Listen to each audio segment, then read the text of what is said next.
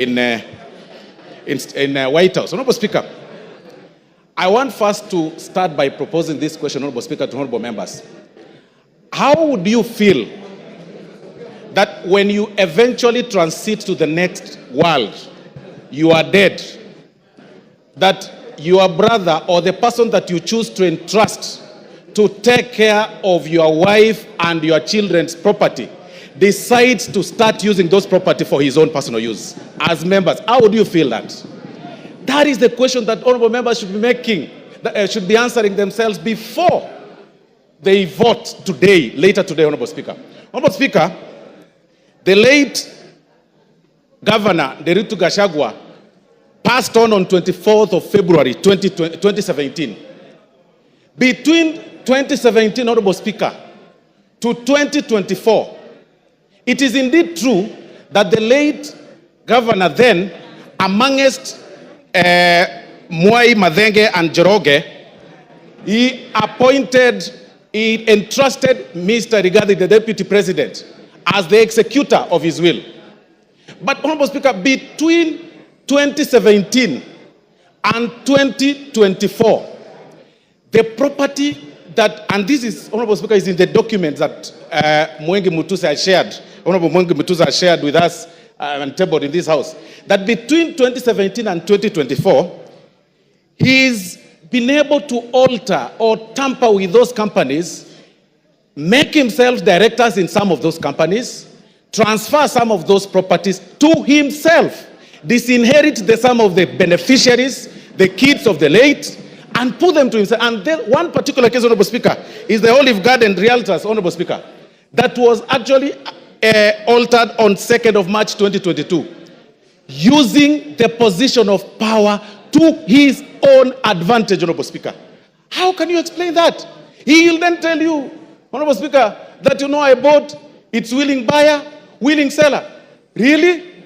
Does it mean that all your money that you've acquired, which is also questionable, the only property that you could identify is the property that is under the care or is supposed to help the family and the widows of your late brother? How wicked can we be? Then you come in full glare of camera and tell the members of the public that please let my brother rest in peace. I decided to hold this property in trust for them, when the brother, the kids, the widows, and the daughters and sons of the late are languishing in poverty and complaining and crying. It is total shame. You cannot use your position for that. Honorable Speaker, these are practical examples, and I'm telling honorable members to acquit themselves and go through ground 7, Honorable Speaker. It is actually on page 16 to 30.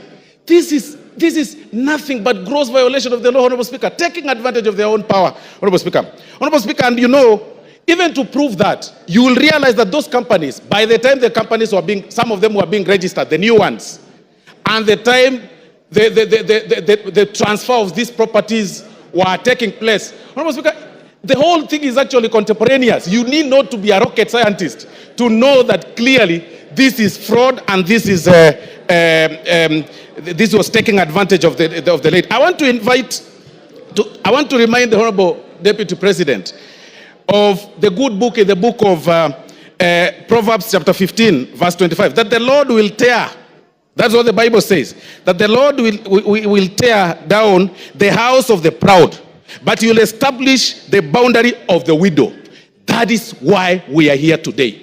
If there is no other reason that has brought us here, Honorable Speaker, it is to protect the family that is being disinherited of their property under coercion, blackmail, and threats. If there is no other reason, Honorable Speaker.